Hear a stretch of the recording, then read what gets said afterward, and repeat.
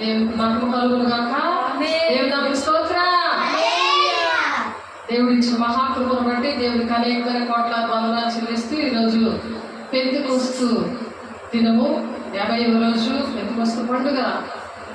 మరి దేవుడితో సహవాసం, అద్భుతమైన ఆరాధన మనకు దేవుడు ఇచ్చినందుకు దేవునికి మరొకసారి దేవునికి మహిమ పొందుదాం. దేవుని నామమునకు మహిమ కలుగును గాక.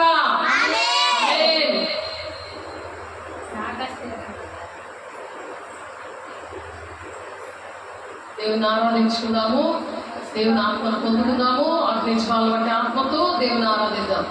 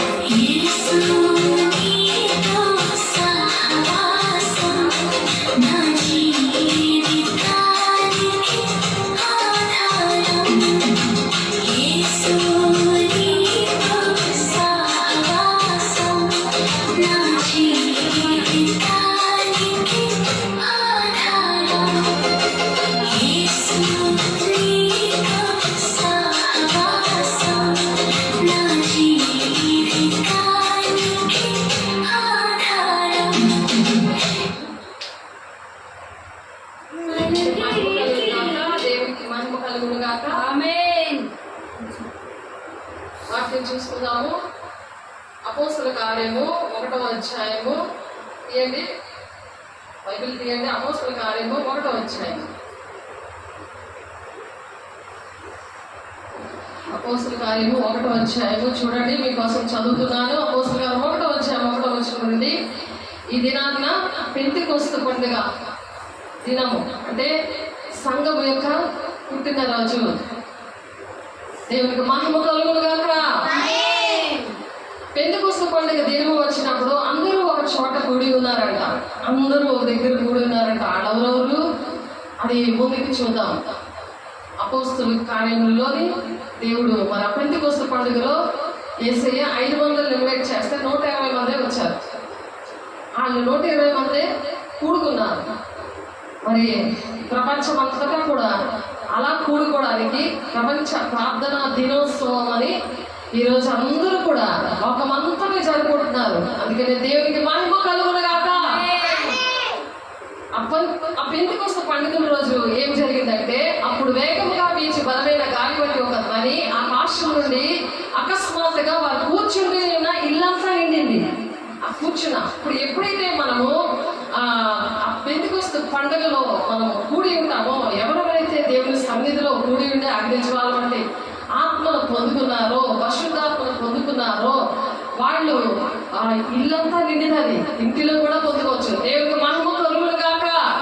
ఇంటి కూడా దేవుని ఆలయం తేవద్దు. ఎందుకంటే దేశమే దేవునికి ఆలయమే ఉన్నదని మీరు ఎరుగరా అని చెప్తున్నాడు పౌలు గారు. కాబట్టి మన దేహము దేవుని ఆలయంగా అయిపోతుంది పెంతెకొస్తు పండుగ రోజు. కాబట్టి మరియు అగ్నిజ్వాల వంటి నాలుకలు విభాగింపబడినట్లుగా వారికి కలబడి వారిలో ఒక్కొక్కరి మీద వాళ్ళే, ఇక్కడ చూడండి, ఒక్కొక్కరి మీద ఎలాగా అగ్నిజ్వాల వంటి ఆత్మ ఉన్నదో ఆ ఆత్మ ఉన్నవాళ్ళు మరి దేశం బాగుండాలని, పక్కింటోళ్ళు బాగుండాలని, అందరి కుటుంబాలు బాగుండాలని ఆలోచిస్తారు. ఎప్పుడైతే ఆలోచన వస్తుందో వాళ్ళ కుటుంబాలు రక్షించబడతాయి. ఆమేన్. స్వార్థపరులు దేవుని రాజ్యం వెళ్ళరు. కాబట్టి నాది నాది నాది అంటుంటే వాళ్ళు దేవుని రాజ్యం వెళ్ళలేరు. కాబట్టి మొదట నీతిని రాజ్యాన్ని వెతకండి అంటున్నారు. అంటే ప్రతి ఒక్కరు కూడా దేవుని రాజ్యం వెళ్ళాలని దేవుడు ఆశపడుతున్నాడు. దేవుడి మీద మనం ప్రేమతో ఆ పని చేస్తాం. ఎందుకంటే దేవుడు ఆ ప్రేమతో మనిషిని నింపుతాడు, పరిశుద్ధాత్మ దేవుడు. కాబట్టి వాళ్ళు అగ్నిజ్వాల వంటి ఆత్మను పొందుకున్నారు. వారిలో అందరూ పరిశుద్ధాత్మతో నిండిన వారే, అందరూ కూడా నిండుకొని ఉన్నారు. దేవునితో పరిశుద్ధాత్మతో నింపబడి ఉన్నారు. మనం పాట పాడుకున్నాం కదా, దేవుడు అలాగా నింపబడి ఉన్నారు. అప్పుడు దేవుడే మనకి ఆధారం అన్నమాట. ఇటువంటి మంచి పనులు చేయడానికి మనుషుల ఆధారం కాదు. మనం మనుషుల వైపు చూడకూడదు. అవన్నీ సర్వంలో ఎంతో భయంకరంగా ఉన్నాయి. వ్యభిచారం అనేది చిన్న పిల్లల దగ్గర బాగా ఏర్పాటు చేసేస్తుంది దేవుని బిడ్డలారా. ఒకసారి ఆలోచించండి. ఇది లోక స్నేహం. దేవుడుగా వైరమని ఎరుగరా మీరు దేవునికి శత్రువులు అంటాడు. అలాగే శత్రువులు చేస్తుంది సాతానుడు. అటువంటి శత్రువులుగా లేకుండా దేవునికి స్నేహితులుగా ఉండడానికి, దేవుడి ప్రాణప్రియుడిగా మనకు ఉండడానికి దేవుడే ఆధారంగా ఉంచేది పరిశుద్ధాత్మ దేవుడు. దేవుడు మహిమ కలుగును గాక. దేవుడితో సహవాసము, దేవుడితో సంబంధము ఉంటుందన్నమాట. ఎటువంటి పరిస్థితి వచ్చినా సరే, నువ్వు ఎటువంటి మరి శోధలు వచ్చినా సరే, ఎటువంటి పరిస్థితులు వచ్చినా సరే, వాక్యం అనే దేవుడు ఏం చేస్తారంటే ఆ వాక్యము నేను శోధన కాలంలో నేను దాస్తుంది అని చెప్పి ప్రకటన 3వ అధ్యాయంలో 9, 10, 11 వచనాలు ఉన్నది. అక్కడ దేవుడు మన ఆ దేవుడి పేరు, యెరూషలేము పట్టణం పేరు, దేవుడి పేరు అక్కడ దేవుడు మన నడినెత్తుడి అరి పాదం వరకు రాసేస్తాడు. అప్పుడు నీకు దుష్టుడు కొట్టకుండా అలాగే నిన్ను దేవుడు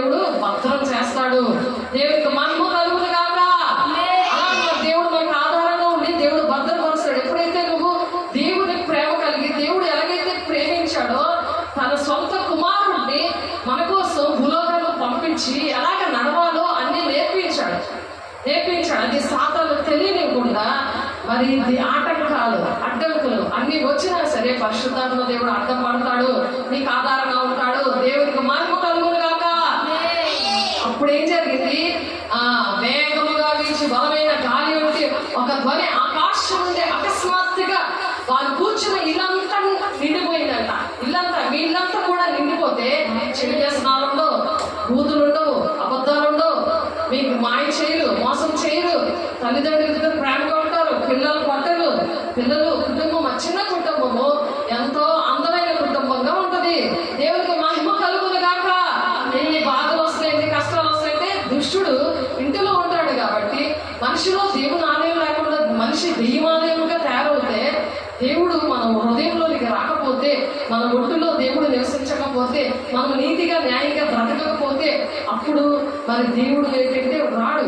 కాబట్టి దేవుడు కావాలని కోరుకోవాలి. ఎవరు కావాలని నేను కోరుకుంటా అప్పుడు నీకు అందరూ వస్తారు. దేవుడికి మహిమ కలుగు కాక. అందరూ పరిశుద్ధాత్మతో నింపబడ్డారట. ఆ దినాన్ని ఒక దగ్గర కూడుకున్నారు కదా, కూడుకున్నప్పుడు ఎటువంటి వారు కూడుకోవాలి? తాగడానికి కూడుకోకూడదు, పేకాట ఆడడానికి కూడుకోవడం కాదు, ఒకరి విషయాలు ఒకరు చెప్పుకోవడానికి కూడుకోవడం కాదు, ముసలంకి వచ్చినప్పుడు అక్కడ ఆ నీళ్ళు లేట్ అవుతుంది, ఈ నీళ్ళు అవుతుంది ఆనాటానికి కూడుకోవడం కాదు.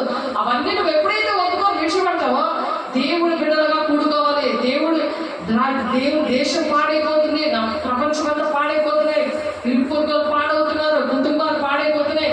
ఇవన్నీ నువ్వు ఎప్పుడైతే ఆలోచిస్తావో నీ కుటుంబాన్ని దేవుడు బాగు చేయడానికి నీ దగ్గరికి వస్తున్నాడు. దేవుడికి మహిమ కలుగును గాక. దేవుడికి ఇష్టంగా ఉన్నప్పుడు నీకేది కావాలో, నీ పర్లోకం తెలుసు, నీకేది కావాలో అది ఇస్తానంటున్నాడు ఆయన. మనము పిల్లలు దేవుడి మాట విన్నా మరి ఇంట్లో పనులన్నీ చేసి పెడుతున్నా, తల్లిదండ్రులు ఏం చేస్తారు?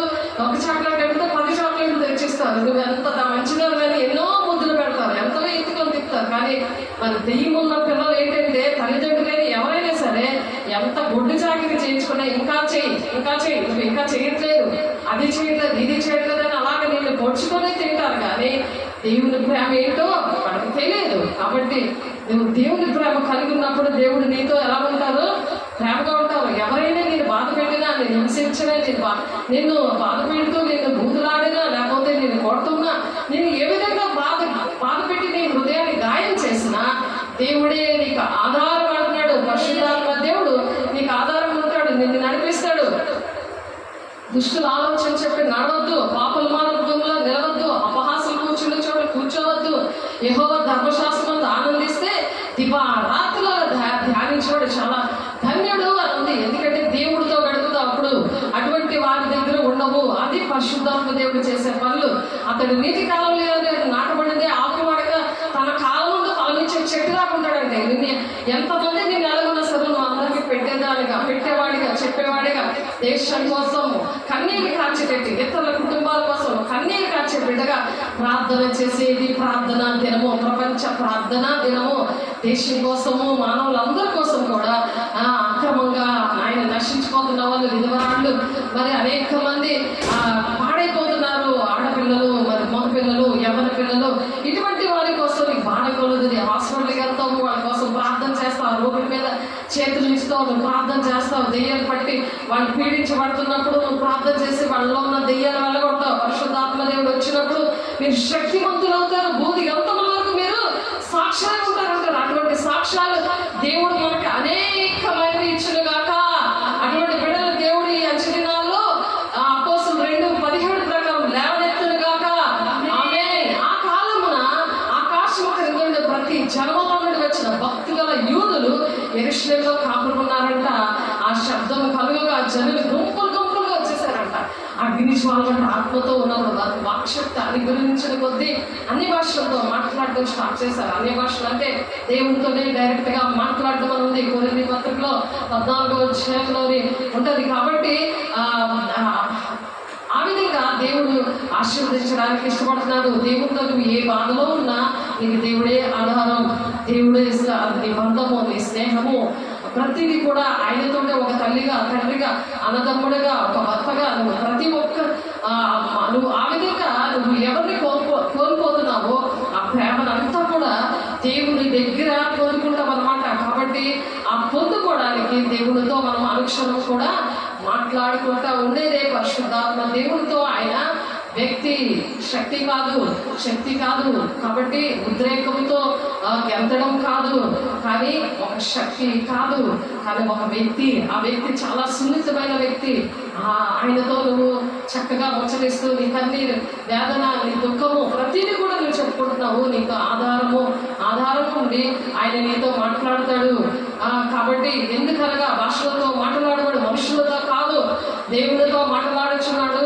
పరిశుద్ధాత్మ దేవునితో నువ్వు ఏ మూల కూర్చున్నా, ఎక్కడికి నువ్వు వెళ్ళిపోయినా మాట్లాడుకుంటావు దేవునితోటి. అపోస్తలులు మొదటి 14:2 ఉంది చూడండి. ఎందుకనగా భాషతో మాట్లాడేవాడు మనుషులతో కాదు, దేవునితో మాట్లాడుచున్నాడు. మనుషుడు ఎవడునో గ్రహింపడు కానీ వాడు ఆత్మ వల్ల మర్మాలు పలుకుతూ ఉన్నాడు. మర్మాలు దేవుడు మాట్లాడుతూ ఉంటాడు. ఆ భాషలతో మాట్లాడే వాళ్ళు దాని అర్థం కూడా దేవుడు చెప్పడానికి అడగమంటున్నాడు. భాషలతో మాట్లాడే వాళ్ళు దాని అర్థం కూడా చెప్పే వరం అడగండి అంటున్నాడు. అదే ప్రవచనం అంటే వాడు వాక్శక్తితో, వాడు ప్రార్థనతో అలాగ భాషలతో మాట్లాడుతున్నాడు. ప్రవచన ప్రార్థన, ప్రవచన వాక్యము బయలుపడుతుంది. దేవుడు నాకు అనుభవంతో దేవుడు నేర్పించాడు.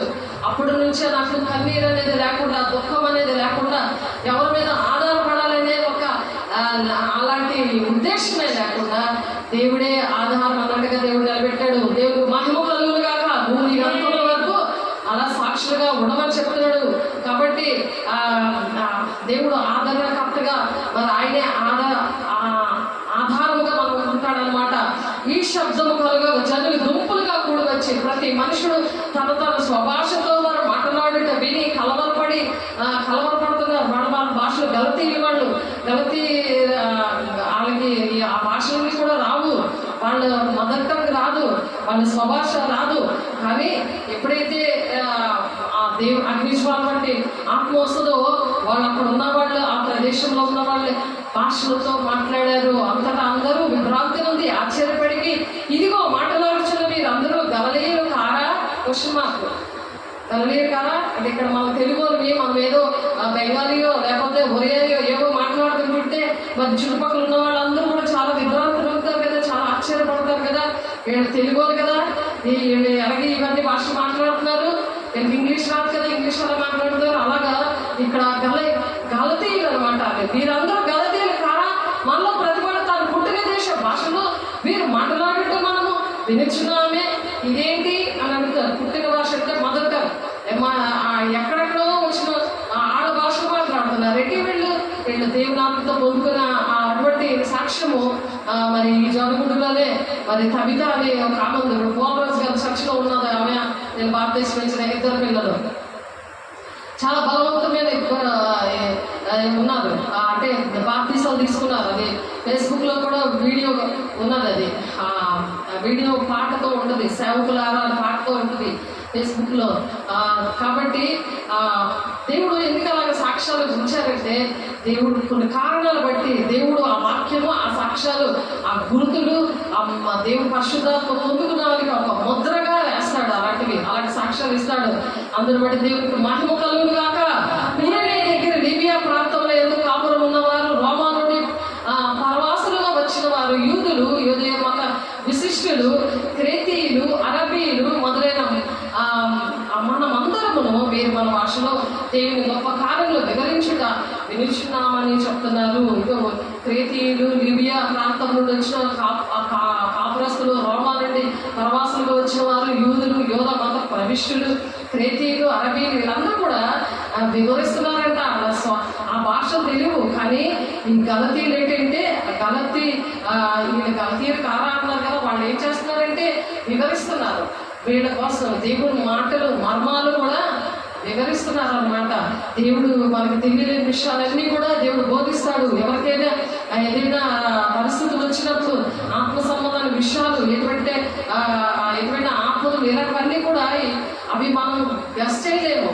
అన్నటువంటి మర్మాలు, ఆత్మీయ మర్మాలు ఎక్కువ దేవుడు బోధిస్తాడు. అందుకు విభ్రాంతులంది ఏంటో తోచగా ఇదేమవును అని ఒకరికొకరు చెప్పుకుంటున్నాడు. ఏంటో బాబో ఎన్నిసార్లు భయపడుతున్నారు, ఇదేమవుతుందో అనుకుంటున్నారు. అయితే కొందరైతే వీరు కొత్త మధ్యంతో నిండి ఉన్నారు, హాస్యం చేశారు. కొత్త మధ్యంతో అంటే అంటే తాగి ఉన్నారండు అని చెప్పి అపహాసం చేశారు. ఈ జనాల్లో కూడా నశించిపోతున్న వారికి మరి దేవుడి గురించిన వార్త వెరితనం అయిపోతుంది. పరిశుద్ధాత్మ దేవుడు పొందుకున్న వాళ్ళ వాక్యము వెరితనంగా వింటారు. మరి పరిశుద్ధాత్మ దేవుడు అంటే వాళ్ళు దేవుడితో నింపబడటము, మరి ఒక్కొక్కరికి ఒక్కొక్క అనుభవం ఉంటుంది. చల్లని గాలి ద్వారా నింపబడతారు, కొంతమంది దేవుడితో స్వామి వింటూ ఉంటారు, ఒక్కొక్కరికి ఒక్కొక్క అనుభవం ఉంటుంది. అటువంటివన్నీ వాళ్ళు చెప్పినా నమ్మరు. బ్రహ్మపరిష ఆత్మ వాళ్ళు చెప్పినా వినరు, మన మాట వినరు అన్నది 1 యోహాను 4:4. కాబట్టి అయితే పేతురు ఆ 11 కూడా లేచి నిలిచి బిగ్గరగా వీరితో ఇట్లా పేతురు నిలబడ్డాడు. నిలబడి అక్కడ నుండి పేతురు మెసేజ్ స్టార్ట్ అయింది. అదే సంఘం యొక్క పుట్టిన దినం, దేవుని మహిమ కలుగును గాక. అంతవరకు సంఘం లేదు, చర్చ లేదు, దేశంలోనే ఎక్కడ చర్చ అనేది లేదు, ప్రపంచంలోనే ఎక్కడ చర్చ అనేది లేదు. ఆ చర్చి పుట్టిన రోజు ఎలా పుట్టిందో అది దేవుడు మనతో ఈరోజు మాట్లాడుతారు. అయితే పేతురు ఆ 11 కూడా నిలిచి బిగ్గరగా వారితో ఇట్లను, యోదయ మనుషులారా, యెరూషలేములో కాపురమున్న సమస్త జనులారా, ఇది మీకు తెలియగాక చెవికి నా మాట వినండి అంటున్నాడు. మీకు తెలియాలి, వాళ్ళు మొత్తలేం కాదు, వాళ్ళు దేవుని ఆత్మతో నింపబడ్డారు అని మనం చెప్పగలిగి ఉండాలి. నువ్వే పొందుకోకపోతే, నువ్వు పొందుకున్నావా పరిశుద్ధాత్మ, నువ్వు పొందుకోలేకపోతే నువ్వు ఆ అనుభవాలు ఎలా చెప్పగలవు? ఇప్పటికైనా పొందుకో, దేవుడి రాజ్యానికి వెళ్తావు. ఆత్మ లేని వాడు నావాడు కాదన్నాడు. దేవుడి ఆత్మ మీలో నివసించి ఉన్నాడలా, మీరు ఆత్మ స్వభావం గలవారే కానీ శరీర స్వభావం కలవారు కాదు అంటున్నారు. మీరు ఏ స్వభావంతో ఉన్నారు? ఆత్మ స్వభావం ఉంటున్నారా, శరీర స్వభావంతో ఉన్నారా? శరీరానుసారమైన కోరికలు ఉంటున్నాయా, ఆత్మానుసారమైన కోరికలు ఉంటున్నాయా? ఆత్మల భారం ఉంటుందా? ఒకరిని రక్షించాలి, ఒకరు అయ్యో ఈ వేదనలో ఉన్నారు, ఈ బాధలో ఉన్నారు, దుష్టుడు వీళ్ళు ఏర్పడి చేస్తారు, ఈ కుటుంబంలో అలజడి ఉంది, ఈ కుటుంబంలో సమాధానం లేదు, అటువంటిది ఏదైనా మీకు ఆశ కలుగుతుందా? వారికి సమాధానపరచడానికి సమాధానపరచేవారు ధన్యులు, వారు దేవుని కుమార్తెలు అనబడరు, కుమారులు అనబడదురు అని ఉంది. మనం దేవుని కుమారులు కానీ అలాగా మనం ఈ కృపకాలంలోనే రుజుపరుచుకుంటాం. మనం దేవుని కుమారులము, నేను దేవుని కుమార్తెను అన్ను రుజుపరుచుకుంటాం. దేవుని బిడ్డ, దేవుడికి మెహమ కలుగులు కాక పౌరు గారితో మాట్లాడారు. నా బిడ్డ దేవుని బిడ్డ అని మాట్లాడింది. దెయ్యాలు పడితే ఎక్కడపల్లి ఈ జొలుగుడ్లని మరి కొంత ఆ దెయ్యాలు వెళ్ళగొడుతున్నప్పుడు నేను ఎవరిని అడిగితే దేవుని బిడ్డ అని చెప్పింది, దెయ్యం చెప్పింది. మరి దేవుని బిడ్డ కూడా చెప్పడమైంది. శాలం రాజు నాకు ఆమె ఇళ్ళపల్లిలో నేను ఎవరిని అంటే దేవుని బిడ్డ అని చెప్పింది. ఇక్కడ పౌరు గారు రాయలసీమ నుండి వచ్చాడు ఆయన, రమేష్ అని, ఆయన బిఎస్ఎన్ఎల్లో వర్క్ చేస్తున్న ఆయన బాప్తిజం ఇచ్చాక ఆయనకు పౌలని దేవుడు పేరు పెట్టారు. ఆయన చెప్పారు సంపూర్ణ బిడ్డ, దేవుడు సంపూర్ణమైన బిడ్డ. రెండోసారి మాట్లాడారు. ఎందుకంటే ఎంతమంది అయితే నా మూలంగా నడిపించబడతారో వాళ్ళే నాకు మాత్రం అంటున్నాడు. కాబట్టి రోమా 8:9 దేవుని ఆత్మ మీలో నివసించి ఉన్న ఎడల మీరు ఆత్మ స్వభావం గలవారే కానీ శరీర స్వభావం గలవారు కారు. మన శరీరం ఇక్కడ ఉండదు, పట్టయిపోతుంది. ఆత్మ దేవుని దగ్గరికి వెళ్ళిపోతుంది. దేవుని దగ్గర నుండి వచ్చిన ఆత్మ దేవుని దగ్గరికి వెళ్ళిపోతుంది. అందుకని పరిశుద్ధాత్మ పొందుకున్న వాళ్ళకి ఒక మంట ఉంటుంది. అయ్యో రక్షించబోతున్నారు. అగ్ని జ్వాల మంట, ఆత్మ అగ్నిలాగా అగ్ని మండిపోదు. ఒక మంట అంటే ఒక దాహము, ఒక దుఃఖము. దేవుని వాక్యం వింటుంటే వాళ్ళలో ఒక మంట కలుగుతుంటుంది. అమ్మో ఈ వాక్యము, నేను శరీర స్వభావంగా ఉన్నాను, అమ్మో నేను ఆత్మానుసారంగా నేను అని ఒక ఏ స్వభావంతో ఉన్నావు, ఏ పనులు ఎక్కువ చేస్తున్నావు, దేనికి ఎక్కువ టైం ఇస్తున్నావు? శరీర సంబంధమైన వాటికి పనులకి టైం ఇస్తున్నావా? ఆత్మ సంబంధమైన విషయాలకి దేవుడు నీతో ఏంటంటే మాట్లాడే వాడన్నీ కూడా అవన్నీ కూడా నువ్వు రాసుకొని అవి నోట్ చేసుకొని అవి పట్టుకొని దేవుడిని అడుగుతా. దేవుడు నిన్ను వెళ్ళమంటే వెళ్ళాలి, నిన్ను చెప్పమంటే చెప్పాలి. అలాగే దేవుడి మీద ఆధారపడాలి. దేవుడికి అదే మనకి ఆధారం. దేవుడే నాకు ఆధారం అని మాట్లాడుతున్నాం. అందుకే దేవుడికి మహిమ కలుగును గాక. ఇది వినాలి.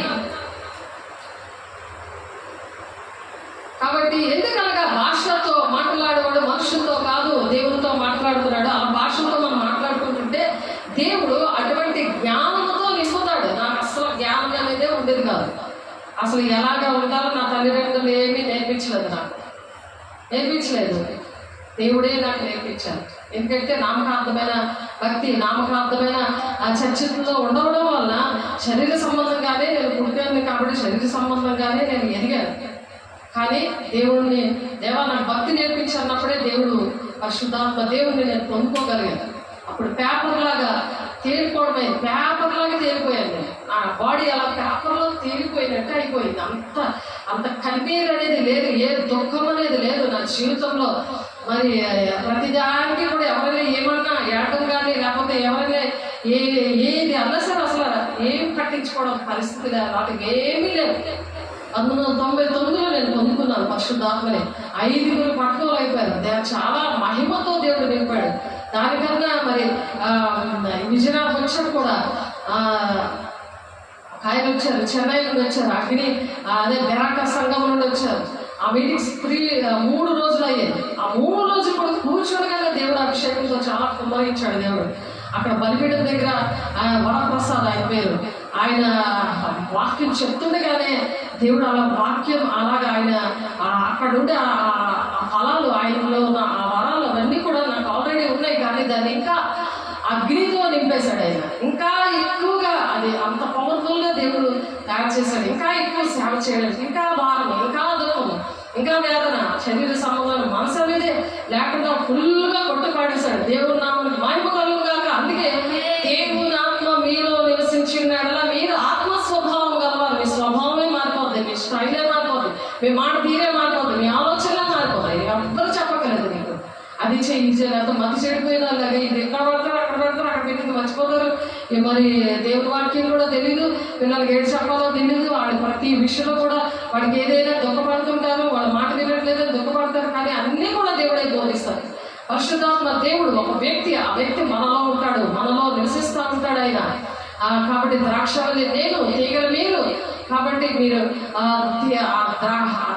దేవునికి వేరుగా అది ఫలించదలుగుతుంది. అది చక్కగా మీరు 15వ అధ్యాయం యోహాను సువార్త మీరు చదివితే అందులో ఉంటుంది. నాకు వేరుగా మీరు ఏమీ చేయలేరు.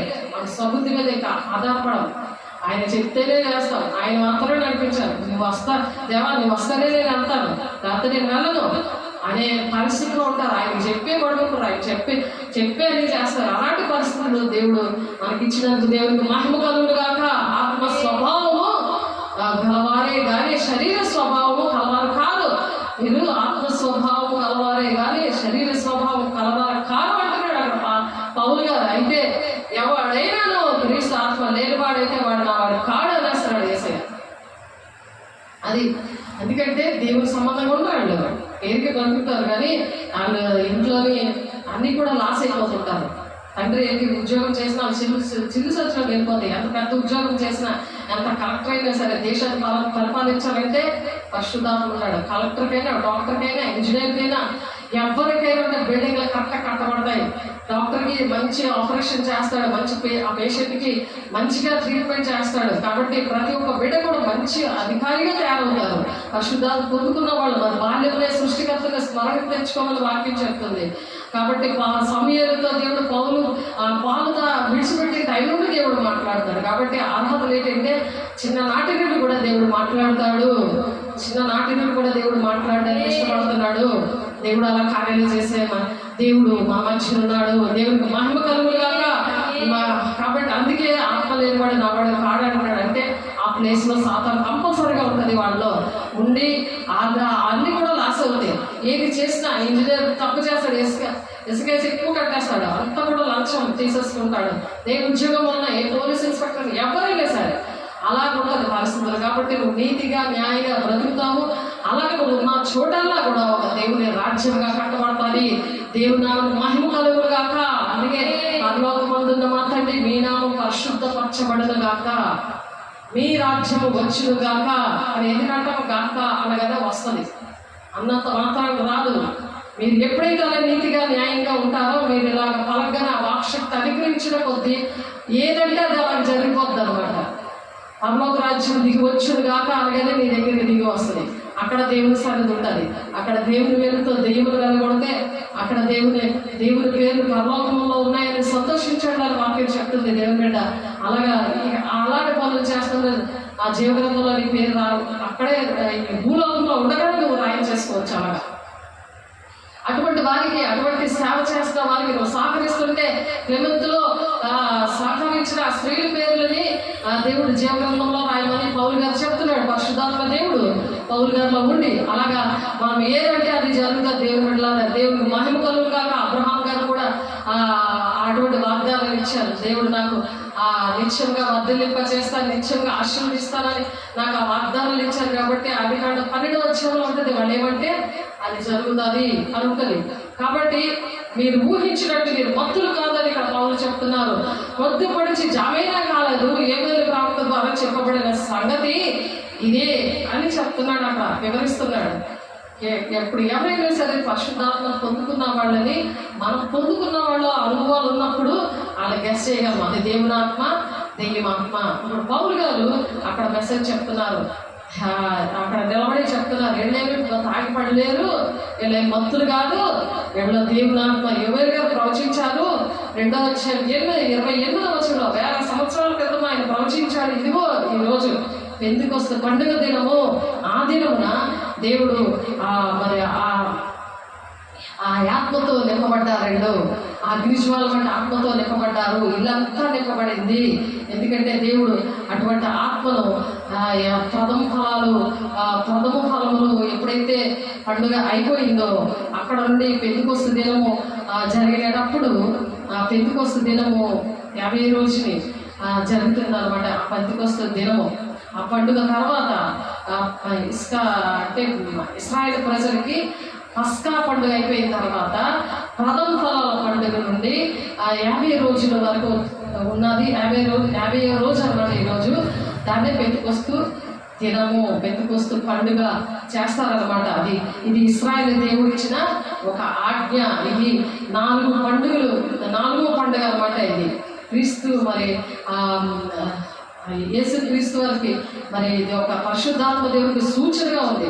ఈ 4వ పండుగ యేసు క్రీస్తు వారికి సూచన, పరిశుద్ధాత్మ దేవుడు రావడానికి సూచనగా ఉందన్నమాట. కాబట్టి ఈ పండుగ మరి మొదలు రాకడికి యేసయ్య రాకడికి మరి పరిశుద్ధాత్మ రాకడికి సూచనగా ఉందన్నమాట. కాబట్టి ఇది లేవి కాండములో 23వ అధ్యాయంలో 15వ వచనంలో ఉన్నది. చూడండి, మీకోసం చదువుతున్నాను. లేవి కాండము 23వ అధ్యాయము 15వ వచనంలో, మీరు విశ్రాంతి దినమునకు మరునాడు మొదలుకొని అనగా అల్లాడించు పనులు మీరు తెచ్చిన దినము మొదలుకొని 7 వారములు లెక్కించవలను. లెక్కకు ఎక్కువ కాకుండా 7 వారములు ఉండవలను. 7వ విశ్రాంతి దినము మరుదినము వరకు మీరు 50 దినములు లెక్కించి యెహోవాకు క్రొత్త ఫలముతో నైవేద్యము అర్పించవలను. పెంతెకొస్తు దినమున ఆ విధంగా నైవేద్యము ఇచ్చేవారన్నమాట ఆ దినాల్లో. కాబట్టి మీరు మీ నివాసంలో నుండి తుమ్ములో 2 వంతుల పిండి గల రొట్టెలను 2 రొట్టెలను అల్లాడించి అర్పణముగా తేవలను. వాటిని గోధుమ పిండితో చేసి పులియబెట్టి కాల్చవలను. అవి యెహోవాకు ప్రథమ ఫలములు అర్పణము. కాబట్టి అటువంటి ఈ పండుగలో ఆ దేవుడు ఆనాడు చెప్పారన్నమాట, ఇలాగా చేయాలి అని చెప్పి. కాబట్టి ఈ విషయాలు సంఖ్యాకాండము 28వ అధ్యాయం 26వ వచనంలో కూడా ఉన్నది. మరియు ప్రథమ ఫలములను అర్పించే దినమున అనగా వారముల పండుగ దినమున మీరు యెహోవాకు క్రొత్త పంటలో నైవేద్యం తెచ్చినప్పుడు మీరు పరిశుద్ధ సంఘముగా కూడవలెను. నాడు మీరు జీవనోపాధి అయిన పనులేమీ చేయకూడదు. ఆ రోజు అదే ఇప్పుడు ఆదివారం దినాన మనం గడుపుతున్నాము. ప్రతి ఆదివారం గడుపుతున్నది అదే. కాబట్టి సంఖ్యాకాండం 28, 26లో ఉంది అదే మాట. అలాగే నిర్గమాకాండము 34వ అధ్యాయం 22వ వచనంలో కూడా ఉంది. మరియు నీవు గోధుమల కోతలో ప్రథమ ఫలముల పండుగను అనగా వారముల పండుగను సంవత్సరాంతం మందు పంట కూర్చు పండుగను ఆచరించాలి. ఈ పండుగని ఈ విధంగా ఆచరించాలి అనే నిర్గమాకాండంలో రాసి ఇచ్చారు. అలాగే లేవి కాండము 23వ అధ్యాయం 10, 11 వచనాలు కూడా రాశారు. చూడండి, 10వ వచనం చదువుతున్నాను. నీవు ఇశ్రాయేలుతో ఇట్లను నేను నేను మీకు ఇచ్చుచున్న దేశమునకు మీరు వచ్చి దాని పంటను కోయినప్పుడు మీ మొదటి పంటలో ఒక పనను యాజకుని యొద్దకు తేవలను. యెహోవా మేము అంగీకరించినట్లు అతడు యెహోవా సన్నిధిని ఆ పనను అల్లాడింపవలెను. విశ్రాంతి దినమునకు మరు దినమున యాజకుడు దాన్ని అల్లాడింపవలెను. అది మరి రాశారనమాట. దేవుడు నిర్ణయించిన విషయాలు, దేవుని యొక్క మాటలు మనము ఆ విధంగా నడవాలి అని చెప్తున్నారు. అలాగే ద్వితీయోపదేశ కాండంలో కూడా 16వ అధ్యాయం 9-10 వచనాల్లో 7 వారములు నీవు లెక్కింపవలెను. పంట చేని పైని కొడవలి మొదట వేసినది మొదలుకొని 7 వారములను లెక్కించి నీ దేవుడే యెహోవాకు వారముల పండుగ ఆచరించుటకై నీ చేతనైనంత స్వేచ్ఛార్పణమును సిద్ధపరచవలను. నీ దేవుడైన యెహోవా నిన్ను ఆశీర్వదించిన కొలది దాన్ని ఇయ్యవలెను. కాబట్టి ఈ పనులు మరి ప్రతి ఆదివారం కూడా చేసేవారు. ఇప్పుడు కూడా ఆ విధంగా చేయాలి. కాబట్టి కోతకాలం పండుగ అంటారు దీన్ని. కాబట్టి పెంతెకొస్తు పండుగ వారముల పండుగ అని కూడా అంటారు అనమాట. కాబట్టి కోతకాలం పండుగ అంటే ప్రథమ ఫలములు అని వీటికి పేర్లు అనమాట. పెంతెకొస్తు పండుగకి ఏమేమి పేర్లు ఉన్నాయంటే కోతకాలం పండుగ, మరి వారముల పండుగ అనేసి, పెంతెకొస్తు పండుగకి ప్రథమ ఫలముల పండుగ అని అంటారు. కాబట్టి భాష హెబ్రీ భాషలో అయితే 7 వారాల పండుగని, గ్రీక్ భాషలో అయితే పెంతెకొస్తు పండుగని అంటారు. కాబట్టి ప్రథమ ఫలముల పండుగ నుండి 50 రోజుల తర్వాత వచ్చే ఈ పండుగను ఆచరించాలని దేవుడు చెప్పారు ఆ దినాల్లో. కాబట్టి సంవత్సరానికి ఆత్మీయులు ఎక్కడ ఉన్నా సరే సంవత్సరానికి 3 సార్లు ఆలయంలో కనబడాలి. 3 సార్లు ఆలయంలో కనబడాలి ఆత్మీయ బిడ్డలు. కాబట్టి బాగా జ్ఞాపకం పెట్టుకోండి. ఆ విధంగా 3 సార్లు, సంవత్సరాలు 3 సార్లు ఆలయంలో మీరు కనబడాలి. మళ్ళీ ప్రథమ ఫలముల పండుగ అంటే ఆదివారం నుండి 50 రోజులు తర్వాత పెంతెకొస్తు పండుగ కూడా ఆదివారం వస్తుంది. ఆదివారం పడుతుంది అనమాట. కాబట్టి ఈరోజు ఆదివారం కాబట్టి వారముల పండుగలో సంఘంగా కూడుకోవాలి. ఈ పండుగలో ఏంటంటే అన్ని జనులు కూడా సున్నతి చేసుకుంటే వారు కూడా కూడుకోవాలి. సున్నతి అంటే ఈ దినాల్లో బాప్తిస్మం. నమ్మి బాప్తిస్మం తీసుకున్నవాడు రక్షించబడను, నమ్మని వారికి శిక్ష విధించబడను అని ఉంది మార్కు సువార్త 16వ వచనంలో. కాబట్టి ఆనాడు సున్నతి చేసుకున్న వాళ్ళు కూడుకోవచ్చు, అర్హత అనమాట, సంఘంలోనికి ఎంట్రన్స్. కాబట్టి ద్వితీయోపదేశ కాండం 16వ అధ్యాయం 11వ వచనంలో అప్పుడు నీవును నీ కుమారుడును నువ్వు కుమార్తెను నీ దాసుడును నీ దాసీయును నీ గ్రామంలో ఉన్న లేవీయులను నీ మధ్యనున్న పరదేశులను తల్లిదండ్రులు లేని వారును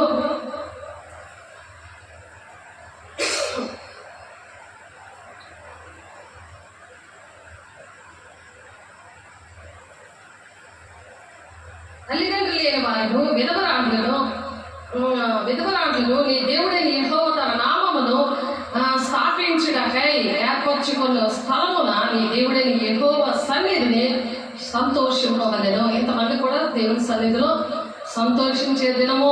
దేవునికి మహిమ కలుగును గాక. అప్పుడు ఆ సంతోషంలో దేవుడు కనిస్తాడనమాట. నువ్వేం పని చేయాలి అని. కొందరు క్రీస్తు శరీరం క్షేమాభివృద్ధి జరగాలంటే సంఘం పుట్టినరోజు కదా, ఇంకా సంఘంలో ఇంకేం పనులు చేయాలి, ఇంకా ఏంటి పనులు ఉన్నాయి అని అప్పచెప్తారు. సంవత్సరానికి 3 సార్లు రావాలి. బాప్తిసం తీసుకొని మీరు ఎక్కడెక్కడ ఉన్నా సరే 3 సార్లు ఆలయానికి రావాలి. అది మీ దర్శనము పిలుపు. సంఘ కాపరికి ఏదైతే దర్శనం పిలుపు ఉంటుందో అదే దర్శనం పిలుపు మీద మిమ్మల్ని కూడా దేవుడు వాడుకోవడానికే. మీకు కూడా దర్శనము, ప్రవచనము, మరి మీకు అపోస్తల బోధలు, యేసు శరీర రక్తము ఎడతెగక తీసుకోవడము, ప్రార్థన, సహవాసం, రొట్టె విచ్చుడు ఎడతెగకుండము, ఇవన్నీ కూడా దేవుడు మీకు నేర్పించారు. కాకపోతే మీ కళలతోటి, దర్శనాలతోటి మరి దేవుడు మీ జీవితాల్లో ఇటువంటివన్నిటి ద్వారా చూపించి మిమ్మల్ని ఆకర్షించుకొని ఆ విధంగా దేవుడు శిష్యులు అవడానికి దేవుడు కృప చూపించాడు. కాబట్టి ఆ పనులన్నీ కూడా మీరు చేయడానికి ఇంకా మీరు అభివృద్ధిలోకి రావడానికి దేవుడు ఈ దినాన ఏర్పాటు చేశాడు. దేవుడికి మహిమ కలుగును గాక. 2వ పండుగ పరిశుద్ధతను చూపిస్తుంది. 2వ పండుగ ఈ పండుగల్లోనే పనప్ప చెప్పేది ఒకటి, యేసుక్రీస్తు పనిని సూచిస్తుంది. రెండవ పండుగ ఏంటంటే పరిశుద్ధాత్మను మరి సూచిస్తుంది. మూడవ పండుగ అంటే యేసుక్రీస్తు పునరుత్థానాన్ని సూచిస్తుంది. నాలుగవది ఏంటంటే యేసుక్రీస్తు వాగ్దానం, అంటే పరిశుద్ధాత్మ రాకడను నెరవేర్చడానికి మరి దేవుడు సూచించలాగిన ఈ 4వ పండుగ నెరవేర్పు ఏంటి అంటే, ఈ 4 పండుగల్లో కూడా నెరవేర్పు అనేది, ఈ 4వ పండుగ నెరవేర్పు ఏంటంటే, ప్రభు ఏం చేస్తాడంటే శిష్యుడికి ఒక వాగ్దానం చేశాడు. ప్రభు శిష్యుడికి వాగ్దానం చేశాడు. మనం కూడా శిష్యులుగా ఉన్నాం కాబట్టి మనకు కూడా వాగ్దానం చేశాడు. ఏంటంటే, నేను ఇప్పటి వరకు నేను మీతో ఉన్నాను, కానీ మీతో ఎల్లప్పుడూ ఉండడానికి మీకు ఆదరణకర్తను నేను ఇస్తున్నాను అని చెప్తున్నాడు ఆయన. ఆదరణకర్తను ఆయన ఆరోహణమైంది వెళ్ళిపోయినప్పుడు మరి ఆదరణకర్తను ఇచ్చాడు. ఆదరణకర్తను అపోస్తల కార్యంలో 1వ అధ్యాయం 3 నుంచి 9 వచనాలు చూస్తే అక్కడ ఉంది. అపోస్తల కార్యంలో 1వ అధ్యాయము 9వ వచనం నుంచి చూద్దాము. చూడండి, పెంతెకొస్తు పండుగ ఆ దినాల్లో అది 2వ అధ్యాయంలో ఉంది. ఇది అపోస్తల కార్యం 1వ అధ్యాయము 3వ వచనం. 1వ అధ్యాయం తీయండి ఒకసారి. అపోస్తల కార్యం 1వ అధ్యాయము 3వ వచనం నుండి 9వ వచనం. ఆయన శ్రమపడిన తర్వాత 40 దినముల వరకు వారికి అగబడుచు దేవుని రాజ్య విషయంలో గురించి బోధించుచు అనేక ప్రమాణములు చూపి వారికి తాను సజీవులుగా కనపరుచుకున్నాడు. సజీవులుగా ఆరోహణం చెందాడు ఆయన వారిని కలుసుకొని ఈలాగా ఆజ్ఞాపించాడు, మీరు యెరూషలేము నుండి వెళ్ళక నా వల్ల విన్న తండ్రి యొక్క వాగ్దానము కొరకు మీరు కనిపెట్టండి అన్నాడు. అదే పరిశుద్ధాత్మ దేవుని కోసం కనిపెట్టడం. అప్పుడే మనము ఇతరులకి మేలు చేయగలం. అప్పుడే మనం ఏ ఉద్యోగం చేసినా, సేవ చేసినా అన్నిట్లో కూడా జయమిచ్చి నడిపించేది, ఆధారంగా ఉండేది ఆదరణకర్త అయిన దేవునికి మహిమ కలుగును గాక. యోహాను నీళ్లతో బాప్తిస్మం ఇచ్చారు, కానీ కొద్ది దినముల్లోగా మీరు పరిశుద్ధాత్మలో బాప్తిస్మం పొందుకుంటారు అని చెప్తున్నాడు శిష్యులకి. ఈ దినాన సేవకులుగా ఉన్న మాతో ఉన్న శిష్యులు వాళ్ళకు కూడా దేవుడు ఎవరైతే పొందుకోలేదో వాళ్ళతో దేవుడు మాట్లాడుతున్నారు. మీరు నీళ్లతో బాప్తిస్మం తీసుకున్నారు, కానీ కొద్ది దినముల్లోగా మీరు పరిశుద్ధాత్మతో బాప్తిస్మం పొందుతారు. కాబట్టి చూడండి, కాబట్టి వారు కూడి వచ్చినప్పుడు, ప్రభా ఈ కాలమందు ఇశ్రాయేలు రాజ్యం మరలా అనుగ్రహించదవా అని ఆయన్ని అడుగుతున్నారు. ఇశ్రాయేల్ ప్రజలకి మరలా రాజ్యం ఇస్తావా అంటే, కాలంలో సమయంలో తండ్రి తన స్వాధీనంలో ఉంచుకుని ఉన్నాడు, వాటిని తెలుసుకొనట మీ పని కాదు అంటాడు. కాబట్టి ఆయనను పరిశుద్ధాత్మ మీ మీదకి వచ్చినప్పుడు కాలాల సమయంలో మనకు తెలియదు. ఎందుకంటే దేవుడు ఏ టైంలో వస్తారో అది మనకు తెలియదు, తండ్రికి మాత్రమే తెలుస్తుంది. కాబట్టి ఆయనను పరిశుద్ధాత్మ మీ మీదికి ఆయనను పరిశుద్ధాత్మ దేవుడు మీ మీదకి వచ్చినప్పుడు మీరు శక్తి పొందుతారు. కనుక మీరు యెరూషలేములోను యూదయ సమరయ దేశంలో అంతటా కూడా మరి భూది గంతముల వరకు కూడా నాకు సాక్షి ఉంటారు అని చెప్తున్నారు. సాక్ష్యాలు ఎన్ని వచ్చినా సరే సాక్ష్యాలు ఎందుకు చెప్పలేకపోతున్నారంటే, పరిశుద్ధాత్మ దేవుడు మీరు పొందుకోలేదు కాబట్టి మీరు సాక్షిగా నిలబడలేకపోతున్నారు. భూది గంతముల వరకు మీరు ఎక్కడికి వెళ్తే అక్కడ మీ సాక్ష్యము ఎందుకు ఇచ్చారు? దేవుడిని పరిచయం చేయడానికి. దేవుడు నీ కోసం ప్రాణం పెట్టాడు. ఆయన పునరుత్థాన శక్తిని మనం పొందుకొని ఆ శక్తిని నాకు ఇచ్చారు. ఆ శక్తితో నేను ఈ విధంగా నేను పని చేసుకుంటున్నాను, దేవుడి మాటలు చెప్తున్నాను, దేవుడి పని చేస్తున్నాను, నా పని చేసుకోగలుగుతున్నాను. అటువంటి ఆ దేవుడు అలాంటి నింపుదల నాకు ఇచ్చాడు అని దేవుడికి మహిమ పరుస్తున్నాం. దేవుడు నాకు స్తోత్రం. ఆయనను పరిశుద్ధాత్మ మీ మీదకి వచ్చాడు, మీరు శక్తిని పొందుతారు, భూది గంతముల వరకు మీరు నాకు సాక్షులై ఉంటారు అని చెప్తున్నారు. కాబట్టి ఈ మాటలు చెప్పి వారిని చూచుచుండగా ఆయన ఆరోహణమైనప్పుడు వారి కన్నులు కనపడకుండా ఒక మేఘము ఆయన్ని కొనుపోతుంది, అంటే తీసుకొని వెళ్ళిపోయింది. ఏ విధంగా ఆయన తీసుకొని వెళ్ళిపోయాడో ఆ విధంగానే వస్తాను అంటున్నారు. 11వ వచనంలో, గలిలయ మనుషులారా మీరెందుకు నిలిచి ఆకాశం చూస్తున్నారు? మీ అందరూ పరలోకములకు చేర్చుకొనబడిన ఈ యేసే ఏ రీతిగా పరలోకములకు వెళ్ళుట మీరు చూచిదిరో ఆ రీతిగానే ఆయన తిరిగి వచ్చినని వారితో చెప్తున్నాడు అనమాట. ఆ విధంగా దేవుడు ఎలాగైతే వెళ్ళిపోయారో ఆ విధంగా దేవుడు తిరిగి వస్తారని చెప్తున్నాడు. దేవుని బిడ్డ పరిశుద్ధాత్మ దేవుడు ఆ సంఘానికి ఒక్కసారిగా పండుగ పరిశుద్ధాత్మ మరి సంఘంలోనికి ఆ విధంగా ప్రవేశించాడు. ఒక్కసారిగా సంఘాల్లో పరిశుద్ధాత్మ దేవుడు ఉన్నాడా? ఇప్పటికీ కూడా లేడు. ఆనాడు ప్రవేశించాడు. అపోస్తల కాలంలో. కానీ ఏప్రిల్ 1వ వచనంలో ఉన్నది. ఆ కాలంలో చూడండి, ఏప్రిల్ రాసిన పత్రిక, ఇప్పుడు ఎక్కడ ఉన్నారండి అపోస్తలులు అంటారు. ఇప్పుడేంటి స్వస్థతలు లేవు అంటారు. ఎందుకు లేవంటే పరిశుద్ధాత్మ పొందుకోలేదు. సంఘంలోనికి పరిశుద్ధాత్మ దేవుడు రాలేదు. ఏ సంఘంలో అయితే పరిశుద్ధాత్మ లేడు అక్కడ కార్యాలు జరగవు. అటువంటి దేవుడు కార్యాలు అనేది, దేవుడు చేసిన కార్యాలు, ఆయన దర్శనాలు, ఆయన ప్రవచనాలు అలాంటివి ఉండవు. కాబట్టి ఏప్రిల్ రాసిన పత్రిక 1వ వచనం చూసుకుందాము, ముగించుకుందాము. దేవుడికి మహిమ కలుగును గాక. ఏప్రిల్ రాసిన పత్రిక 1వ వచనం, పూర్వకాలమందు నానా సమయంలోనూ నానా విధములుగా ప్రవక్తల ద్వారా మన పితరులతో మాట్లాడిన దేవుడు ఈ దినముల అంతమందు, ఇప్పుడు 5 దినాల్లో ఉన్నాం కదా, ఈ దినముల అంతమందు కుమారుని ద్వారా మనతో మాట్లాడాడు. ఆయన కుమారుని సమస్తమునకు వారసులుగా నియమించాను. ఆయన ద్వారా ప్రపంచములను నిర్మించాను. ప్రపంచాలన్నీ కూడా నిర్మించాడు. కాబట్టి ఈ దినమున కూడా ఆయన ఆ కుమారుని సమస్తమునకు వారసులుగా చేశాడు. మనం వారసులుగా ఉన్నాం దేవుని బిడ్డ. ఒకసారి ఆలోచించండి, దేవుని బిడ్డలుగా మనం వారసులుగా ఉండాలి. మరి మందసం కోసం మనం చెప్పుకుందాం అనుకున్నాం కానీ పరిశుద్ధాత్మ దేవుని పండుగ కాబట్టి వారసులుగా ఉండడానికి మరి 2 పేతురు 3వ అధ్యాయం 9వ వచనము, ప్రకటన గ్రంథము 5వ అధ్యాయం 9, 10 వచనాలు, మొదటి పేతురు గ్రంథంలో కూడా ప్రకటన 1వ అధ్యాయం 6వ వచనంలో కూడా ఉంది ఈ వంశం కోసం. ఆ వంశంలో మీరు ఉంటారా? మీ వంశంలో మీరు ఉండిపోతారా? మా వంశోద్ధారణని పట్టుకుని ఉంటారా? శారీరకంగా ఉంటారా? ఆ శరీర స్వభావంతో ఉంటారా? ఆత్మ సంబంధమైన స్వభావంతో ఉంటారా? ఆలోచించుకోండి. ఆత్మ సంబంధంగా ఉన్నప్పుడంట ఆత్మ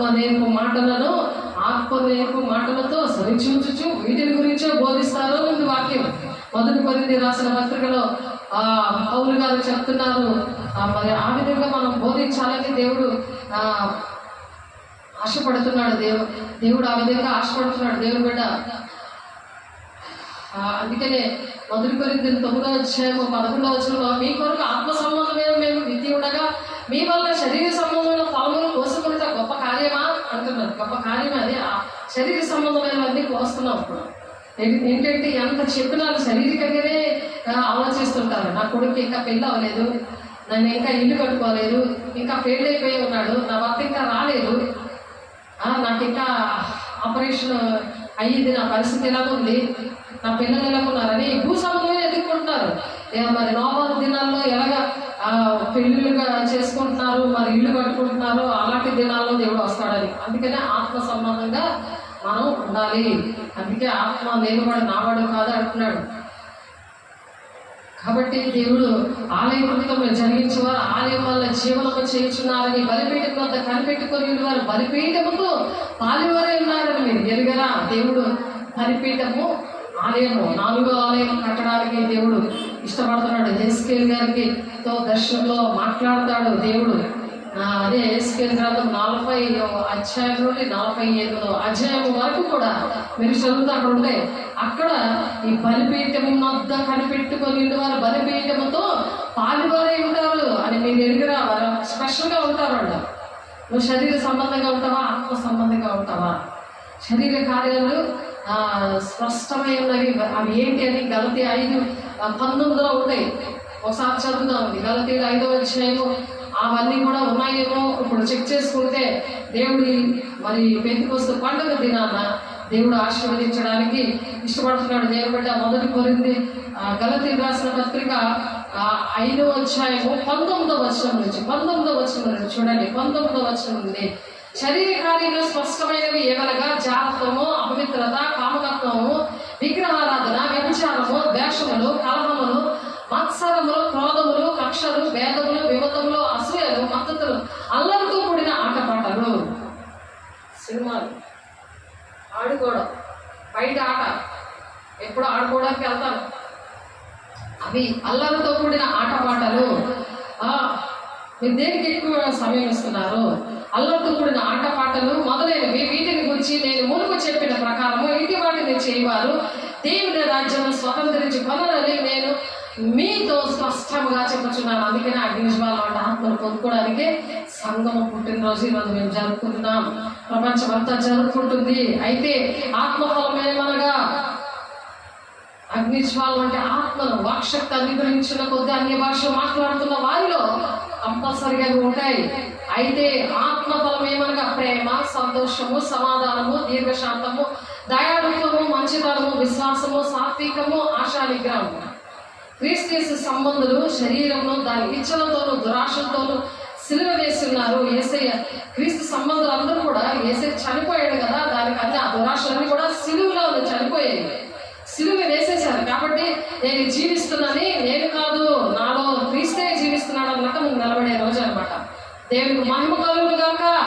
నేను నాలో క్రీస్తే జీవిస్తున్నాడని నువ్వు చెప్పగలవా దేవుడు? ఇది నాన్న, ఇది ప్రార్థన. నువ్వు ప్రార్థన చేయడానికి అర్హత సంపాదించుకున్న దేశం కోసం మనుషుల సంపూర్ణ భక్తి. ఇది మాన్యతైన భక్తి. నువ్వు మాన్యతైన పళ్ళు కోరుకుంటావు, ఇల్లు కోరుకుంటావు, కారు కోరుకుంటావు, మరి తినడానికి అన్ని కూడా మాన్యతైన నుంచి కోరుకుంటావు. కానీ మరి మా భక్తి ఎందుకు కోరుకోవట్లేదు? చక్కగా పిల్లలు మాన్యతగా తెల్లగా చక్కగా అందంగా పుట్టాలని కోరుకుంటాం. భార్యను పెళ్లి చేసుకుంటే అలాగ అందమైన భార్యని భర్తని చేసుకోవాలని కోరుకుంటాం. కానీ భక్తిని ఎందుకు కోరుకోవట్లేదు? దేవుని బిడ్డ ఒకసారి ఆలోచించు. చూడండి, వాళ్ళ దేశం కోసం ప్రార్థన చేస్తే వారి పాపములు ఒప్పుకొని దేశం కూడా స్వస్థత పొందుతుంటుందట.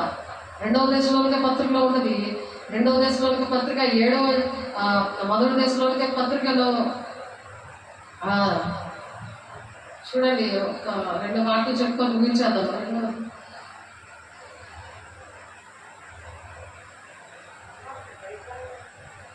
2వ దినవృత్తాంతాల గ్రంథం 2వ దినవృత్తాంతాల గ్రంథము ఎప్పుడైతే మనం దేవుని శక్తితో నింపబడతామో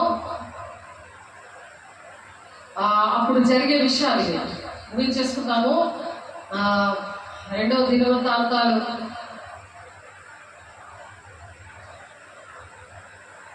ఏంటి ఒకరు తీసి చదవండి. 7వ అధ్యాయము 14వ వచనం. నా పేరు పెట్టబడిన రాజులను తమ్మును తాము తగ్గించుకొని ప్రార్థన చేసి నన్ను వెనక్కి తమ చెడు మార్గములు విడిచిన ఎడలా, చెడు మార్గాలు విడిచిన వాళ్ళే ప్రార్థన చేస్తే అది వర్క్ అవుతుంది. దేవుని బిడ్డ ఈరోజు ప్రపంచ ప్రార్థనా దినం. ఆకాశం నుండి నేను వారి ప్రార్థన వింటాడంట ఆయన. వారి పాపములు క్షమించి వారి దేశంలో స్వస్థపరుస్తాడు అనమాట. ఇప్పుడు దేశంలో పాపంతో నిండిపోయింది అది. మరి దేశం కోసం ప్రార్థన చేసే అర్హత అనమాట ఇది. సంఘం యొక్క పుట్టిన రోజు అంటే సంఘము ఏ రోజైతే ఏ దినమైతే స్టార్ట్ అయిందో ఆ దినము ఆ సంఘంలో ఉన్న బిడ్డలు అందరూ కూడుకోవాలి. అందుకే నువ్వు బాధ్యత లేనట్లుగా నువ్వు దేవుడు ధవల సింహాసనం దగ్గర లెక్కప్ప చెప్పాలి దేవుని బిడ్డ. కాబట్టి ఈ స్థలములో చేయబడే ప్రార్థన మీద నా కను దృష్టి నిలుచును, నా చెవులు దాన్ని ఆలకించును. నా పేరు ఈ మందిరములకు నిత్యము ఉండినట్లుగా నేను దాన్ని కోరుకొని పరిశుద్ధ పరిస్థితిని నా దృష్టి నా మనస్సును నిత్యము దాని మీద నుండి అంటాడు. అటువంటి సంఘం మీద దేవుని దృష్టి ఉంటుందంట. దేవుని బిడ్డ, నువ్వు ఏ సంఘంలో ఉన్నావు? సంఘంలో పరిశుద్ధాత్మ దేవుడు ఉండాలి. పరిశుద్ధాత్మ కార్యాలు జరగాలంటే మరి చూడండి, తిమోతి రాసిన పత్రిక చూడండి ఒకసారి. అక్కడ ఉంది దేవుని ఈరోజు ప్రపంచ ప్రార్థన దినోత్సవంగా దేవుడు ఎందుకు పెట్టారంటే ఒకసారి చూడండి. మనం ప్రార్థన చేయాలి. మన దేశం పాడైపోతుంది. దేవుడు మనకే లెక్క అడుగుతాడు.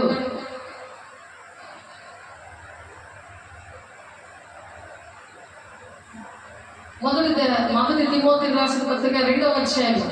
మనం ఎందుకు నెమ్మదిగా సుఖంగా బ్రతకలేకపోతున్నామంటే, ఎవరైతే నెమ్మదిగా సుఖంగా బ్రతకలేకపోతున్నారంటే కారణం ఏంటంటే సంపూర్ణమైన భక్తి, మాన్యతైన భక్తి లేదు. నెమ్మదిగా సుఖంగాను బ్రతకాలి అని అనుకున్న వాళ్ళు ఈ దినాన్ని తీర్మానం చేసుకోవాలి. అన్నిటికంటే ముఖ్యంగా మనుషులందరి కోసం ప్రార్థన చేయాలి. నీ కోసం ఒక్కదాన్ని ప్రార్థన చేసుకోవడానికి కాదు, నీ ఒక్కడి కోసమే, నీ కుటుంబం కోసం ప్రార్థన చేసుకోవడానికి కాదు. రాజుల కొరకు, అధికారుల కొరకు విజ్ఞాపనలు, ప్రార్థనలు, యాచనలు, కృతజ్ఞతలు చేయాలని హెచ్చరిస్తున్నాడు. ఇది మంచిది, మన రక్షకుడు దేవుని దృష్టికి అనుకూలమైనది. కాబట్టి ఇటువంటి రక్షణ పొందే సత్యములకు వచ్చిన జ్ఞానం ఉండాలి. ఆ జ్ఞానం ఉండాలి. అనుభవాలతో మేము వీటి గురించే మేము బోధిస్తున్నాము అంటున్నాడు ఇక్కడ పౌలు ఒక సాక్ష్యం చెప్తున్నాడు. 2 కొరింథీయులకు రాసిన పత్రిక చూడండి ఒకసారి.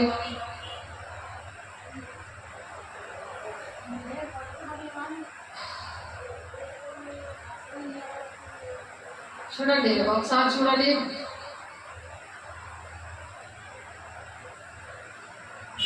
మొదటి కొరింథీయులకు రాసిన పత్రిక 2వ అధ్యాయము. మనకైతే దేవుడు వీటిని ఆత్మ చేత ఆత్మ వల్ల బయలుపరుచున్నాడు. ఆత్మ అన్నిటినీ దేవుడు మర్మంలో కూడా పరిశోధిస్తూ ఉంటాడు అనమాట. ఆత్మ మనలో ఉండి ఏంటంటే మర్మాలను పరిశీలిస్తాడు అనమాట. మైక్రోస్కోప్ లో పెడతాం, సెటస్కోప్ లో పెట్టి దూరంగా ఉన్నదాన్ని చూస్తాం కదా. అలాగా ఆత్మ సంబంధమైన విషయాలు పరిశీలిస్తారంట. మనకైతే దేవుడు వాటిని తన ఆత్మ వల్ల బయలుపరుచున్నాడు.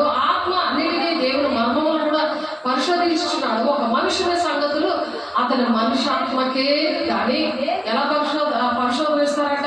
ఆ మనుషాత్మతో ఉన్నాడా, దేవుని ఆత్మతో ఉన్నాడా అని పరిశీలన తెలిసిపోతుంది ఆ మాటలు బట్టి. మనుషులలో మరి ఎవరికి తెలియను, అలాగే దేవుని సంగతులు దేవుని ఆత్మకే కానీ మరి ఎవరికి తెలియవు. నువ్వు చెప్తున్న దేవుని మాటలు అది మనుష్యాత్మకి అర్థమవు, లౌకికాత్మకి అర్థమవు, అపవిత్రాత్మకి అర్థమవు, బ్రహ్మచాత్మకి అసలు అర్థమవు. ఎందుకంటే ఇది లోకము అంటే దేవుడు 2 ఉంటారు కాబట్టి వాళ్ళకి అర్థమవు. కాబట్టి ఒక మనుషుల సంగతులు అతనిలో ఉన్న మనుష్యాత్మకే కానీ మనుషుల్లో మరి ఎవరికి తెలియదు, అలాగే దేవుని సంగతులు దేవుని ఆత్మకే అర్థం అవుతాయి అన్నమాట. నీకు అర్థం చేయాలని చెప్పాలి అని అంటే నీవు దేవుని ఆత్మను పొందుకో, అప్పుడు నీకు అర్థం అవుతుంది. లేకపోతే ఏవో కాబట్టి అని ఎన్నిసార్లు అన్నారు, లేకపోతే ఎలాంటి మాటలని క్యాచ్ చేస్తుంటారండి. అది మనుషాత్మ కదా అన్నాడు. కాబట్టి మనుషుల మాటలు ఇలాంటివి ఏమో క్యాచ్ చేద్దామా, ఏమి చూద్దామా, ఏమి విమర్శిద్దామా అలాంటివి చూస్తూ ఉంటారు, అలాంటివి వింటూ ఉంటారు. కానీ నీకు దేవుని ఆత్మ లేకపోతే దేవుని ఆత్మ అలాగే దేవుని సంగతులు దేవుని ఆత్మకే తెలుస్తాయట, మరి ఎవరికి తెలియవు అని ఇక్కడ కన్ఫర్మ్ చేస్తున్నాడు పౌలు గారు. ఎందుకంటే నేను క్రీస్తుని పోలు నడుస్తున్నాను, మీరు నన్ను పోలు నడవండి అని ఆయన ఛాలెంజ్ గా నిలబడ్డాడు. ఒకప్పుడు హింసకుడు, దూషకుడు, హానికరుడు అయినా సరే దేవుడు అటువంటి వాడిని బాగు చేసిన దేవుడు మరి మనలాంటి మంచి వాళ్ళు తయారు చేయడా తప్పకుండా చేస్తాడు. వాటి ప్రభు దేవుడు మనందరికీ ఇచ్చిన గాక. దేవుని వల్ల మనకు దయచేయబడిన వాటిని తెలుసుకున్నట్టుగా మనము లౌకిక ఆత్మను కాక దేవుని యొద్దకు వచ్చి ఆత్మని మేము పొందుకున్నాము అంటున్నాడు అక్కడ పౌలు చెప్తున్నారు. దేవుని యొద్దకు వచ్చిన ఆత్మను పొందుకున్నాం కాబట్టి మనం లోకాచారమైన వార్తలు మనకు అవసరం ఉండదు. అవి ఏమి తెలుపుకొని చూసుకోరు, వాటిని చూసి విభ్రాంతి చెందరు. అటువంటివి చూసి లోకాచారమైన మనిషి కాబట్టి వాడికి గుండు ఉన్నది, వాడు యాక్టర్ లాగా పనిచేస్తూ దేవుడి పనులని నాటకం ఆడుతున్నాడు. మరి ఎంతమందిని మోసం చేశాడు రాజకీయంలో ఉండి. మరి అలాంటి మనిషి చేతులేసి ప్రార్థన చేశాను నేను. ఆ మనిషికి భీమ్ సింగ్ దగ్గర చేతులేసి ప్రార్థన చేశాను. అది విగ్గానే నాకు అర్థమైపోయింది. అది బాగా నేను మాసిపోతే చూడండి రచ్చని అది బాగా స్మూత్గా లేదు, అది హార్డ్గా ఉంది. తలగా చెయ్యేసి ప్రార్థన చేస్తాడు. ఆ చెయ్యేసి ప్రార్థన చేసినంత వరకు కూడా దేవుడు అంతవరకు కూడా ఆ నాటకాలన్నీ కొనసాగించాడు, అలా కాపాడుకొని వచ్చాడు. మరి ఆ అభిషేకము మరి అది కంటిన్యూ చేసుకోవాలి కదా. ఆ మనిషి కంటిన్యూ చేసుకోకపోతే ఇంకేటవుతుంది? అది మన లౌకిక ఆత్మలాగా తయారవుతుంది, మనుష్యాత్మలాగా తయారవుతుంది, బ్రహ్మచాత్మలాగా తయారవుతుంది. కాబట్టి అటువంటి వాటిని కూడా చూసుకొని మనం బాధపడక్కర్లేదు. మనం ముందుగా నాకు అర్థమైంది ఆ విషయం. చేతులేసి ప్రార్థన చేసినప్పుడే వేమ్సింగ్లో నన్ను పిలిచారు. అక్కడ మాస్టర్ గారు సామ్య తారా అనే మాస్టర్ గారు పిలిచారు. అప్పుడు వెళ్ళినప్పుడు అతను వచ్చాడు. అక్కడికి వచ్చినప్పుడు ప్రార్థన చేయడం జరిగింది. అక్కడ ఏంటది, అక్కడ ఒక అరకు వ్యాలీ దగ్గర నుంచి అక్కడ పరిచయం చేస్తున్నాను. అక్కడ నేను ఏంటంటారు పాదయాత్ర చేస్తున్నానంటే చాలా సంతోషపడ్డారు జనాలు. కానీ నాకు అర్థమైంది, నా పక్కనే కూర్చున్నాడు, నేను స్టేజ్ మీద కూర్చున్నాను, అక్కడే కూర్చున్నాడు.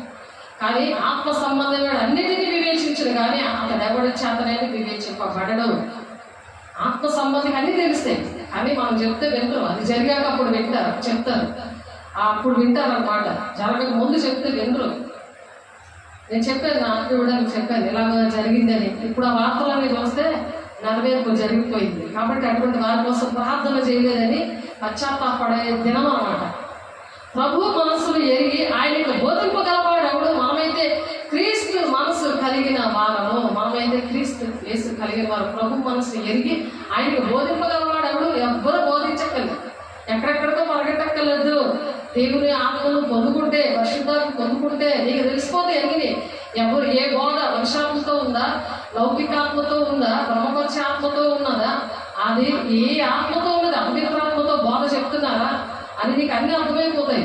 కాబట్టి దాన్ని వివేచన ఆత్మ ప్రభు మనసు ఎరిగి ఆయనకు బోధింపగలవాడు ఎవడో అన్నట్టు చెప్తున్నాడు. ప్రకృతి సంబంధమైన మనుషుడు దేవుని ఆత్మ విషయాలు అంగీకరింపడు, అవి అతనికి వెరితరంగా ఉంటాయి. కాబట్టి అతను ఆత్మానుభవం చేతనే వివేచింపదలను కనుక అతను వాటిని గ్రహింపజాలడు. నేను గ్రహించలేకపోతున్నాడంటే అర్థం ఏంటంటే నీకు ఆత్మ లేదు అని అర్థం. వాక్యం నీకు అర్థం అవ్వట్లేదు అని అంటే నీలో ప్రేరేపణ, ఆ ఆత్మనే దేవుడు నీలో ఒక ఆత్మ భారం, ఇతరుల పట్ల నీకు ఒక వేదన, దుఃఖము కలగట్లేదంటే నీ వాక్యం నీ ఒంట్లో లేదు. ఆ వాక్యం పట్టుకొని నువ్వు బ్రతకాలి. మనం వాక్యం పట్టుకొని బ్రతకాలి. వాక్యము మనం బ్రతికిస్తుంది. అది శరీరధారి మన మధ్యలో నివసిస్తుంది. అంటే దేవుడు మనతోనే ఉన్నాడు, మన లోపల ఉన్నాడు. వాక్యం గుర్తుండాలి. దేవుడు కావాలి అని అంటారు కానీ దేవుడిని ఇష్టపడుతున్నాను, దేవుడు ప్రేమిస్తాను అంటారు కానీ ఆయన ఆజ్ఞలు వేయకోలేదు. ఎందుకంటే వాక్యం తెలియక చెప్పినా సరే ఈ మనుషాత్మలో ఉన్నవాళ్ళు వినేవారుగా ఉంటారు కానీ చేసేవారుగా ఉండరు. కాబట్టి ఆ దేవుని వల్ల మనకు దయచేయబడిన వాటిని తెలుసుకున్నట్టుగా మనం లౌకికాత్మలు కాక దేవుని ఎదురుగా వచ్చి ఆత్మను మనం పొంది ఉన్నాము అని చెప్తున్నారు. ఆ ఆత్మను పొందుకొని ఎలాగంటే బోధిస్తారా తెలుసా? అది మనం చూసుకోవాలి. ఎక్కడ బోధ వింటున్నా సరే మనుష్య జ్ఞానము నేర్పు మాటలతో కాక ఆత్మ సంబంధమైన సంగతులతో, ఆత్మ సంబంధమైన సంగతులతో సరి చూస్తూ ఉంటాం అన్నమాట. సరి చూచు ఆత్మ నేర్పు మాటలతో వీటిని గురించి బోధిస్తూ ఉంటాం. ఆత్మ నేర్పిస్తుంటే నేను బోధిస్తున్నాను, నాలో ఏం లేదు. అపరిశుద్ధాత్ముడు అనే వ్యక్తి ఒంట్లో ఉండబట్టి ఆయన బోధిస్తున్నాడు. ఆత్మ నేర్పు మాటలతో వీటిని గురించి మేము బోధిస్తున్నాం, ఇంకేమి బోధించాం. ఆత్మ సంబంధమైన సంగతులు, ఆత్మ సంబంధమైన సంగతులతో సరిచూచు. మనుష్య జ్ఞానము ఎలా ఉంటుందట? మనుష్య జ్ఞానం ఎలా ఉంటుంది? నేర్చుకుంటుంది అనమాట. అది మనుష్య జ్ఞానం కలిగి ఉండకూడదు. మనం మనుష్య జ్ఞానము నేర్పు మాటలతో కాక, అంటే మనుష్య జ్ఞానము మనం చెప్పకూడదు. ఆత్మ సంబంధమైన సంగతులు కదా ఇవన్నీ కూడా, దేవుని సంగతులు కదా, మనుషుల సంగతులు కాదు కదా ఇవి. మనం మన విషయం చెప్పడానికి కఠినమైన తీర్పు ఉంటుంది.